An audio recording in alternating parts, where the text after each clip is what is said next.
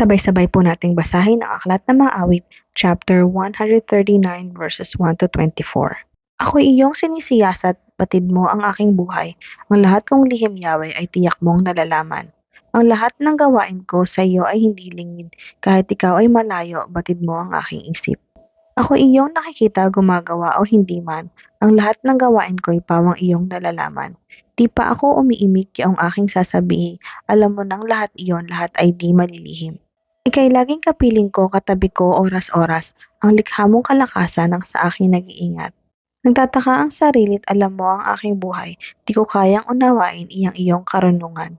Saan ako magpupunta upang ako'y makatakas? Sa iyo bang espiritu ako ba'y makakaiwas? Kung langit ang puntahan ko, tiyak na naroroon ka. Sa daigdig ng mga patay, humimlay man ako, ikaw din ang kasama. Kung ako ay makalipad, umiwas na pasilangan, o kaya ang tirahan ko'y ang duluhan ng kanluran. Tiyak ikaw ay naroon upang ako'y pangunahan. Matatagpo kita roon upang ako ay tulungan. Kung ang aking pagtaguan ay ang dilim na pusikit, padiliming parang gabi ang liwanag sa paligid, maging itong kadiliman sa iyo ay hindi dilim, at sa iyo yaong gabi parang araw na maningning, madilim at maliwanag sa iyo ay pareho rin. Ang anumang aking sangkap, ikaw o Diyos ang lumikha, sa tiyan ng aking inay hinugis mo akong bata. Pinupuri kita o Diyos, marapat kang katakutan, ang lahat ng gawain mo ay kahanga-hangang tunay. Sa loob ng aking puso, lahat ito'y nakikintal.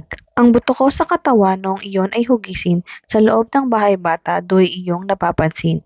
Lumalaki ako roong sa iyo'y di nalilihim.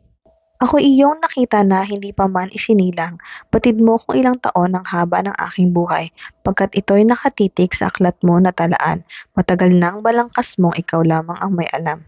Tunay, Yahweh, di ko kayang maabot ang iyong isip. Ang dami ng iyong balak ay hindi ko nababatid. Kung ito ay bibilangin ay sindami ng buhangin. Sa iyo pa rin ako kung umaga na magising.